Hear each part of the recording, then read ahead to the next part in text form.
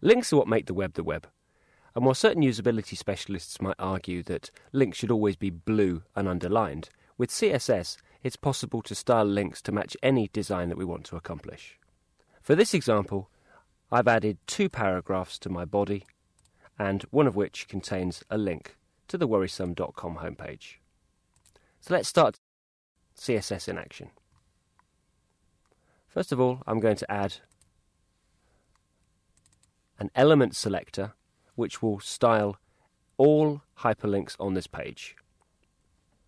Next, I can style the link pseudo-class. Molly, can you explain the difference between the two?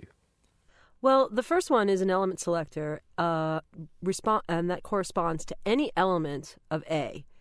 You can use this to give your links global styles. So, for example, let's say you want to make all links have a certain font size, have a certain default color, have a certain font family, perhaps.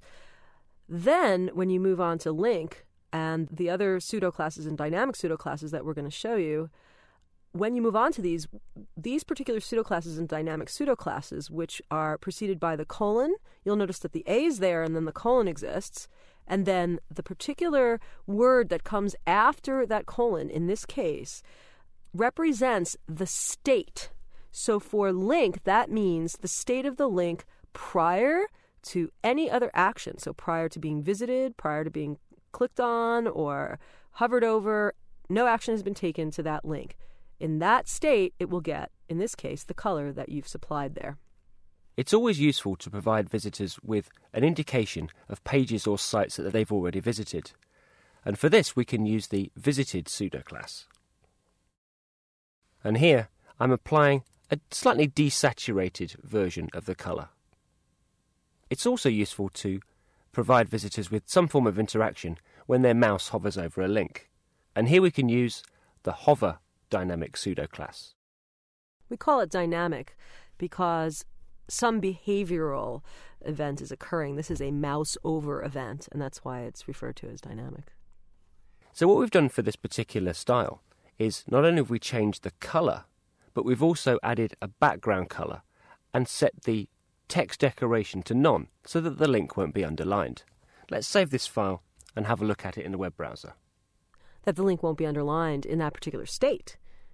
In that particular state. So let's refresh.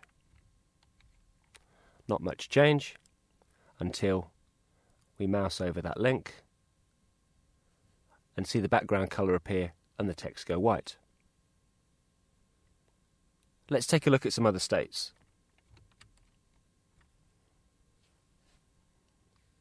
In addition to providing some feedback when users hover over a link, it's also useful, particularly with accessibility, to provide some feedback when a user either clicks on a link or the link is activated by a keyboard.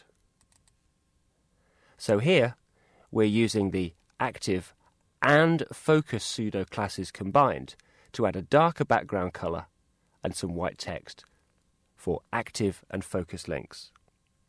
So let's save this, open up in the browser and refresh. Once again, our hover state is still there, but when we click the link, we see a different style. Notice that after I've clicked on that link, I'm now getting the desaturated version of the colour from the visited state. So let's pop back into Dreamweaver.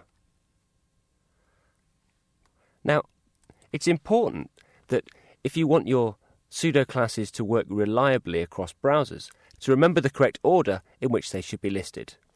And there's a simple tip which we can show you. And that's known as the love-hate.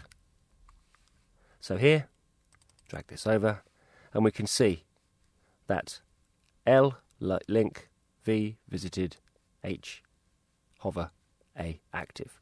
I've tacked focus on the end because it doesn't really fit with that example. But it's a good mnemonic device. Love-hate. Or, as our good friend Eric Meyer says, love-ha! So, all the snippets that we're going to use, including this little reminder, are available in the snippets folder. Next up, we're going to be taking a look at how we can manage multiple link styles by using descendant selectors in the next movie.